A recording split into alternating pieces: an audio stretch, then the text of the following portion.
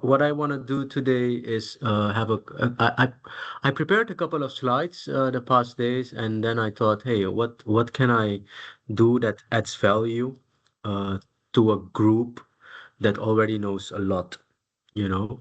And I'm not a lecturer. I'm not somebody who has stood before a class, or but what I could do is maybe give a couple of examples of how I acted in projects and on and programs all over the world because technological innovations can differ across regions and areas, but at the end of the day, it is some combined mindset of people that has energy, drive, and willingness to take things forward. And it is one government that needs to make it, maybe create the institutional frameworks to do so. And one of the things that I always see, or most of the time see happening, is people worry about technology, but then people forget that you need the constraints to be able to implement that technology. So then I thought, hey, maybe I can talk about governance. And I just made the term up, coastal governance. So it's like, how can you create a little bit of focus on the term governance and adding a spatial element to it.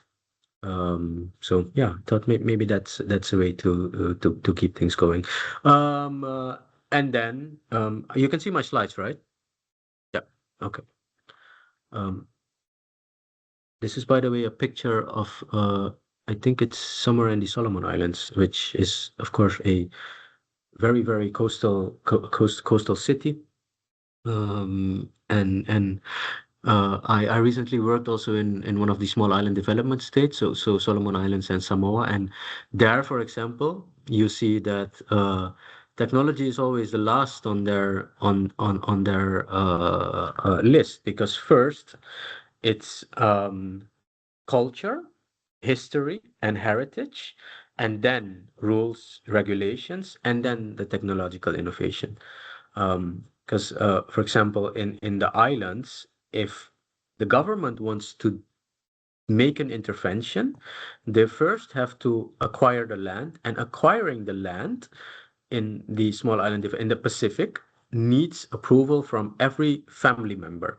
So even if these family members live in New Zealand or in Australia, you have to get their approval. So the degrees of freedom that the government has in terms of spatial availability is a lot less than in other areas. Um, then no, well, I always like to start with a definition. And again, this is a definition that has been made up with a couple of elements to yeah, to give it a little bit of body. Because I thought, well, if you speak about a new term, maybe it's also nice to try and see if you can define the new term. And then, so what is coastal governance for me? What it's probably not. You can see it in the on the slide below, referring to frameworks, institutions, policies, everything that is there on the text or on the slide, you know it. But the key elements for me, and I think in many areas in the world, especially in Suriname also and in Guyana also, it's very much multi-sectoral, multi-level, multi-stakeholder. There is an adaptive component to it because what you do now has implications in the future. So you would like to be prepared for your decisions in the future. So that adaptive capacity is really important. A couple last week we had the ambassador of Guyana to the Netherlands and Belgium visiting Deltares, and we talked a little bit about the challenges that that country is facing. Um, uh, and I'll come back to it, but what I also did there is try to introduce the term transboundary master planning.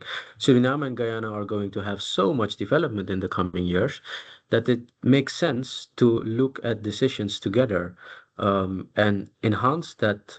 It's very nice that this is also enhances. So it's enhance that adaptive capacity of decision making together. Um, yeah, I don't need to go into detail here. Very common approach known by everybody, I guess, is the integrated coastal zone management approach, which is, if you do it correctly, takes into account a lot of governance and institutional assessments. And then I quickly want to move to a couple of examples. Well, an example, I always have two examples that are close to my heart, which is an example in Suriname and an example in the Netherlands. Why the example in the Netherlands? Because, the Netherlands, if you land in Schiphol Airport, you land around 4 meters below sea level. The Netherlands has one of the biggest ports in Europe, Rotterdam port, and which is a big economic asset and activity of the Netherlands itself. Without protecting that, you have a lot of loss in your economic, not even speaking about people and assets. So commerce is a lot. It really depends on being able to protect that part, and also being able to protect the hinterland. If we didn't have the protection measures in the Netherlands, then I would not be able to sit here. Um, and so that's a little bit of the technological infrastructure and innovation behind it. But the reason why it works is because the governance around this is arranged really, really well. In the Netherlands, we pay quite some tax for protection. I mean, of course, you pay for water supply. You pay it separately, but we also pay at the end of the year, and I'm expecting it now somewhere, that letter from the water authority that says you have to pay for protection. So common goods. Huh? The principle of common goods in macroeconomics is very important here, and it all started with uh, an event that happened in 1953 where around 1,000 people died, storm surge on sea. And then the Dutch government said, well, that can never happen again. We really need to protect this country.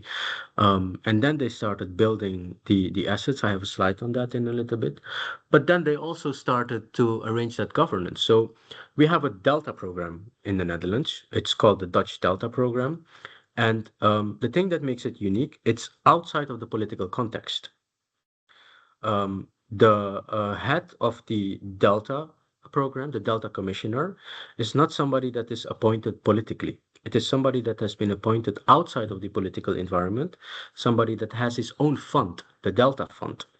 And from that, you are able to take decisions to protect the country without interruption of political bias and also without interruption of changing political environments.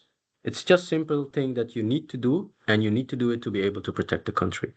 I'm not saying that the Netherlands is the example to take it to use as the baseline, but I'm seeing a lot of trends in the world where this model can actually help governments to prioritize protection without political intervention in it. So that's why I like to use this example, because it shows that adaptive capacity, but more importantly, it shows that every country has income, and if you just put that income aside, take it out of politics, then I think you're able to protect your people in a very different way. Um, so this slide shows a little bit how the Netherlands protects its environment. The top slide is the Room for the River program, or the top picture is the Room for the River program, where it was very clear that nature needs to be incorporated in everything that you do. So spatial planning wise. And then you can see the combination of green gray. On left below, you see all the major protection barriers that protects the Netherlands. I think we have around 6. And on the right side, you see the barrier that protects, the biggest one that we have is the Maaslandkering. This one protects the port of Rotterdam and the city of Rotterdam. It closes once a year, but only to test. I think in its entire history, it has closed once for an actual storm surge on sea. So that also shows you how the perception of risk is in the Netherlands. Our dikes are built to withstand, for an event in 100,000 years. So it's very like the perception of risk is very different than, for example, perception of risk in the US. Um, uh, I'm gonna go to another example, which is a little bit more doom scenario. Um, it's in Indonesia. So I lived and worked in Indonesia for the past 3 years, and I'm sure you have seen this in the past weeks. In Jakarta is now the biggest city in the world. At night, Jakarta has a population of around 11 people. During the day, it has a population of around 21 to 20 million people. So everybody comes to the city to work, and everybody lives and works in the city. But that means that this city is so overplanned and so busy. And I mean, it was one of the nicest periods of my life to be able to live and work there. But again, you live and work there from a outside perspective. But for people always ask me, why do you like Jakarta so much? It's such a dirty city. It's such a polluted city. It's such a crowded city. And if you, I mean, if you're a local, then living in it day in, day out, it can be quite stressful. Um, I'm sure everybody knows that Jakarta has a big challenge. It has sea level rise. It's an entire coastal city, and it has land subsidence. So couple these two things together, then you have a doom scenario. And one of the reasons why that keeps going on is also, yes, I won't say lack of governance, but maybe a sort of weaker governance structure. And I'll give you an example. In Indonesia, people have groundwater wells. There's a lot of groundwater extraction. And the law says that you are allowed one groundwater well per family, per plot. If you look in practice, people have around 5 to 6 groundwater wells. So they extract the groundwater that does something to the soil, and you have land subsidence. Um, and uh, you can easily argue why do people extract groundwater? It's because of the fact that they need the water for consumption. Why do people do not use their tap for that? That's because there is no piped water supply in Jakarta. And then you can easily argue, well, just build pipe water supply. You have a massive economy. Why don't you do that? And then you come to the notion that when they plant this city, they overplant it in such a way that there is simply no space to do that. Opening up streets in Jakarta is such a massive operation that it will cost you so much that the business case for opening up the street, putting in infrastructure, relocating people is probably always negative, that it was much easier to build a new city. Like, let that sink in, right? Like you can't um, imagine the costs and the effort to build that, to build infrastructure to realize piped water supply, and then you just go build Nusantara. Well, in any case, the Indonesian authorities need to protect Jakarta. The previous government under Jokowi was very much a fan of the new city, Nusantara. I have a slide on that a little bit. But the government before that was also a big fan of the Big Garuda protection measure. So this was the National Capital Integrated Coastal Development Project, which is basically building a large dike in front of Jakarta, and then by means of that dike, protecting the entire north coast of Java, which is also a massive, massive operation. You have to imagine all the rivers of Indonesia or Jakarta and Java end up in the Bay of Jakarta. And I guess everybody knows that the rivers in Indonesia are one of the most polluted rivers in the world. So everybody and everything ends up in the Bay of Jakarta. Closing of the bay will lead to a massive water quality issue. So now the current government is a little bit abandoning the idea of a new city. It has lost a lot of interest, and now the mandates and the interests go again to this new to this new plan of protecting the Bay of Jakarta. But now they also want to do it a little bit nature-based. I mean, I think Professor Shiva has been to Demak, Indonesia, where no, you haven't been to Demak. Okay, anyway, so There they have these massive mangroves that they try to use for protection.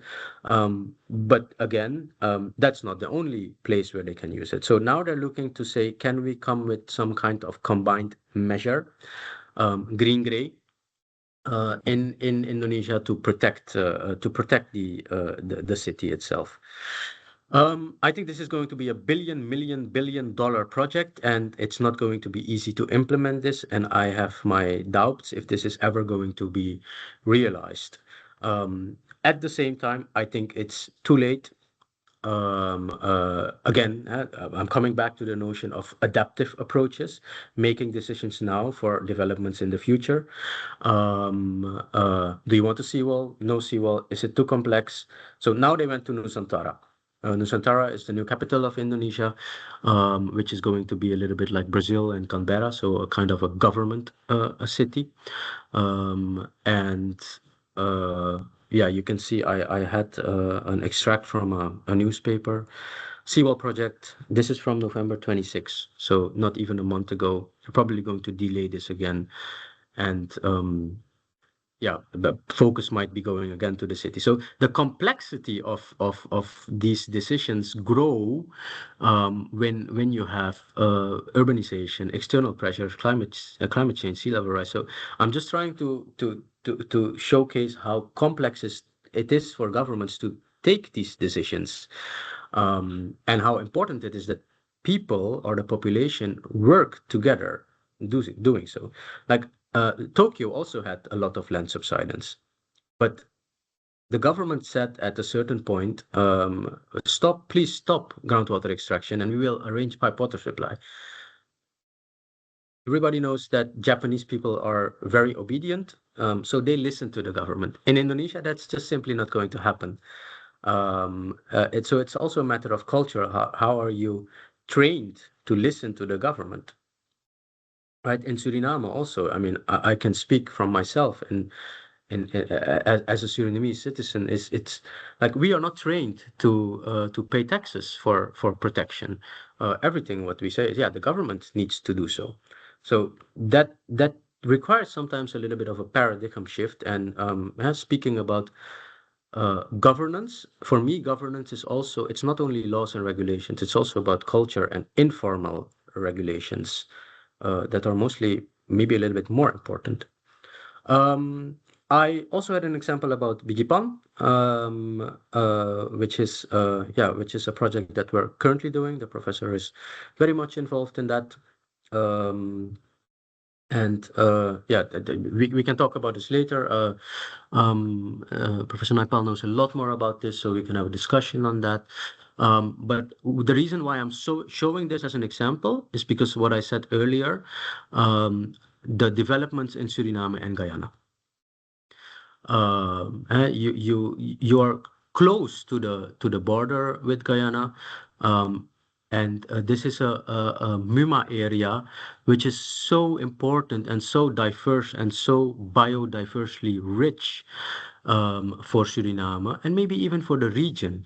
Professor Naipal is doing a lot of work there and trying to rehabilitate the mangroves. So showcasing how important it is that these mangroves not only serve as a protection measure, but also as yeah, as the lungs of the northern area of Suriname and maybe even Guyana. So that's why I wanted to show this example also, because even here there are pressures.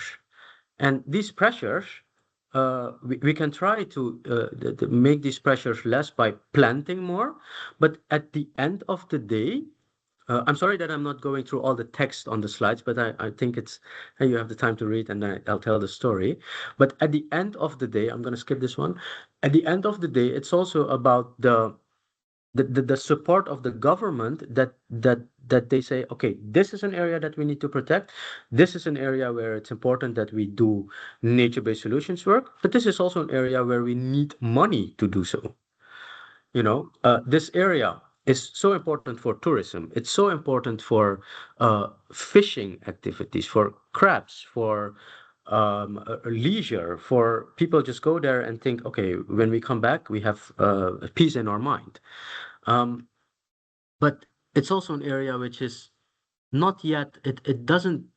I think it doesn't gain a lot of attention from the government yet. I think the government really needs to step up its game here, and say, okay, scientifically founded. We know this is very important for not only Suriname but also even for Guyana and Brazil and everybody on that northern coast.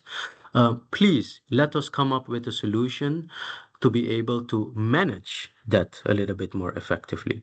So income for the for an authority, maybe a regulating authority, give that authority income to be able to make their decisions. You remember what I said? Take it out of political environment. Maybe it's time to take these areas out of the political environment and give the area to the people, or to the university, for example. Give them a prominent role in here.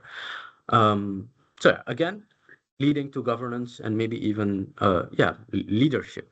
Very, very important here. Last example, this is a little bit outside the context of coastal itself, but I think Paramaribo lies in the coastal. It's a coastal city, so I don't distinguish a lot between urban and coastal. But this one, I think it was really good to show. Well, what we did together with a couple of other institutes is to try to see if we can come up with a drainage master plan for greater Paramaribo area, which is Paramaribo, Wanica, and a little bit of Saramacca. And yeah, anyway, you all know what the master plan entails. This is the slide that I wanted to show. One of the it's a little bit in Dutch, but I think you get the essence. One of the first things that we needed to do in this assessment is to, apart from the modeling and all the technological innovations, is to see how responsibilities are arranged now. On the on the rows, you can see the tasks. On the columns, you see the institutes that have a role in everything. So how fragmented is this, and how many transaction costs do you have to make before you can take decisions? So in practice, super slow to be able to make decisions. In an ideal environment, in an ideal governance system, you want maybe 4 or 5 institutes that have to deal with managing a drainage area in such an important city. But this is so fragmented, and you can already know that this is going to lead to problems. So one of the recommendations was to try to set up, or at least work with existing authorities. I don't know how far it is now, but if you show this, if you look at this, then this gives you a headache sometimes. Last slide, I think one very important thing when or what the government really needs to do, I think, when implementing these plans, again, these are just plans, is spatial planning. I think the law on spatial planning in Suriname is going to create that governance a framework to be able to say, okay, this area is for industrial environment or industrial activities. This area is for living. This area is for Bigipan Muma. I see the professor going like this, but yeah, I think it needs to be a basis somewhere. But yeah, happening, that's a different thing. Practice is very different than what we want, and I'm very, very aware of that. Um, yeah, takeaway messages for me. You know, sometimes when you do projects for funding agencies, then you have a list of tasks, and then the end task is do a stakeholder assessment or do a governance assessment. I am a firm believer of making that as important as maybe even the first step. Understand the context where you work in, because culture and local institutes are much more important than sometimes the technological innovation, which is sometimes easily done in Cambodia and in Suriname or in Guyana. It's the same thing, but what's very different is the people that are living there and the decisions that are being taken and the way decisions are being taken. So yeah, I'm not gonna read everything on the slide. For me, it's very important to say I think technology is equally important as governance. And with that, I'd like to end and yeah,